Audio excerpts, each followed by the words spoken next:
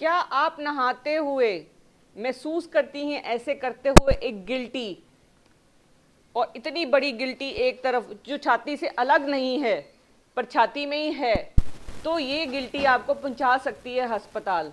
ये जो गिल्टियां हैं, एक बार लड़की जिसको पीरियड्स आने लग जाते हैं, उसके बाद जब उसके हार्मोन बनते हैं जो उसके अंडे बनाने जिनकी वजह से वो गिल्टियां भी है। तो गिल्टियां ज़्यादातर उन लड़कियों में बनती है जो मोटी होती हैं, जंक फूड ज़्यादा खाती हैं, या उनका लाइफस्टाइल रफ है, उसमें चांसेस ज़्यादा हैं। दूसरी, उनको हाइपर ईस्ट्रोजेनिक कंडीशन जैसे पीसीओडी के पेशेंट्स हैं, या उनकी मदर को प्रॉब्लम है, या उनकी नानी को, या ब्लड रिलेशन में मासी मामी किसी को भी प्रॉब्लम है, तब भी ये प्रॉब्लम आएगी, मासी मामी नहीं। और ये जो गिल्टियाँ होती हैं, ये गिल्टियाँ 3 प्रकार की होती हैं। जो बहुत यंग लड़कियों में 25 साल से पहले की उम्र में होती है, जिनको हम फाइब्रोएडिनोमा कहते हैं, या माउस ऑफ द ब्रेस्ट, मतलब वो एक चूहे की तरह यहाँ वहाँ कहीं पे भी हिल जाती है, बिल्कुल सॉफ्ट होती है, दबाते हैं तो वो रबड़ जैसी होती है और उसमें कोई दर्द नहीं होता। अगर ऐसी कोई गिल्टी है तो इसको आप 3 से 5 साल तक सिर्फ फॉलो कर सकते हैं, जाते ही डॉक्टर पे निकलवाने की आवश्यकता नहीं है। अगर इसको टेस्ट करने के बाद पता चलता है कि इसको फाइब्रोएडिनोमा है या ब्रेस्ट माउस है, अगर ऐसी कोई गिल्टी है तो आप 5 साल तक सिर्फ इसका फॉलो करिए, साइज महसूस करते रहिए। अगर बड़ा नहीं होता इसमें कोई प्रॉब्लम नहीं है, और 25 साल से पहले से निकलवाने की कोई आवश्यकता नहीं है। अगर 25 साल के बाद ये बड़ी भी होती है या आपको कोई दिक्कत करती है तो इसे निकलवाइए, बिकॉज अगर ये गिल्टी दोबारा भी हो सकती है, पहली बात। दूसरी, जब इसको निकाला जाता है तो जो छाती के अंदर जो दूध बनाने की क्षमता है वो खराब हो जाती है, और लुक है ब्रेस्ट की, इसलिए ब्रेस्ट माउस को तभी ऑपरेट कराएं अगर उसमें कुछ भी ऐसा कुछ आता है जो कैंसर को या जानलेवा होगा, या उम्र में 25 साल से ऊपर और साइज बड़ा हो रहा है। इसके अलावा नेक्स्ट चीज़ होती है कि अगर आपको कोई भी गांठ ऐसी महसूस होती है जो दर्द करती है, जिसके ऊपर की स्किन ऊपर लाल हो गई है, और आप दूध पिला रही हैं बच्चे को, तो वो ब्रेस्ट एब्सेस हो सकती है, जिसको हम कहते हैं छठी का दूध याद आना। इस छठे दिन जब डिलीवरी के बाद ब्रेस्ट सूज जाती है, एब्सेस बन जाती है, तो उसके लिए बहुत ज़रूरी है कि दूध आप रेगुलर पिलाएं।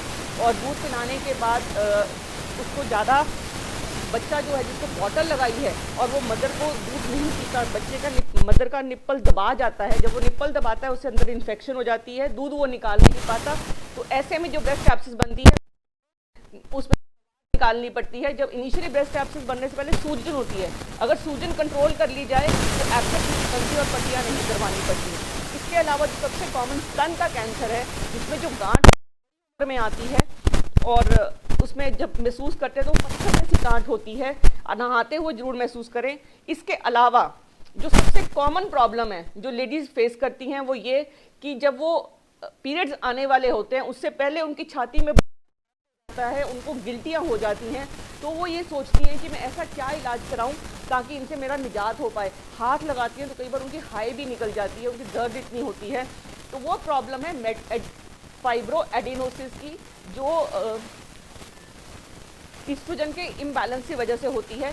तो अगर आप विटामिन ई लेंगी, इवनिंग प्रिमरोज ऑयल लेंगी और अपने हार्मोन्स को कंट्रोल करेंगी, तो ये जो आपकी प्रॉब्लम है ठीक हो जाएगी। तो ये बहुत ज़रूरी है कि फाइब्रोएडिनोसिस का जब डायग्नोसिस हो, बिकॉज ये जो चीज़ है जैसे आपके पीरियड बंद होंगे ये ठीक हो जाएगा।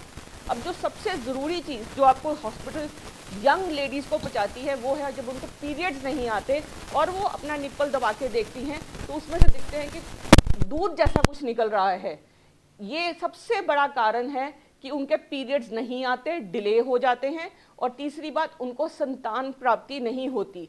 तो इनफर्टिलिटी के जो पेशेंट्स हैं ये जरूर चेक करें नहाते हुए कि अगर वो निप्पल अपना साइड से दबाती हैं, जैसे जो निप्पल होता है,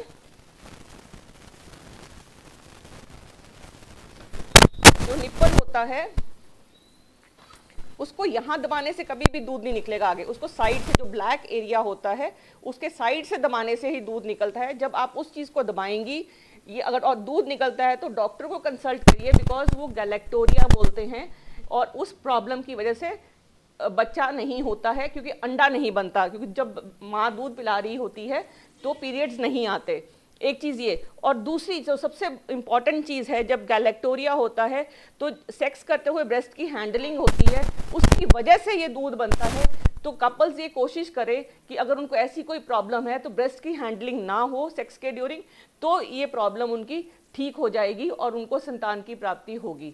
अगर आप ये 6 कारण जो मैंने आपको अभी बताए हैं इनका ध्यान रखेंगे तो आप हॉस्पिटल अगर पहुंच भी जाते हैं तो इलाज आपका बहुत जल्दी संभव है, और टाइमली अगर करेंगे तो बहुत ही कम टाइम आपको ओपीडी बेसिस पे आपका इलाज हो जाएगा। आप ये इन्फॉर्मेशन ज़्यादा से ज़्यादा लोगों में शेयर करिए। Thank you.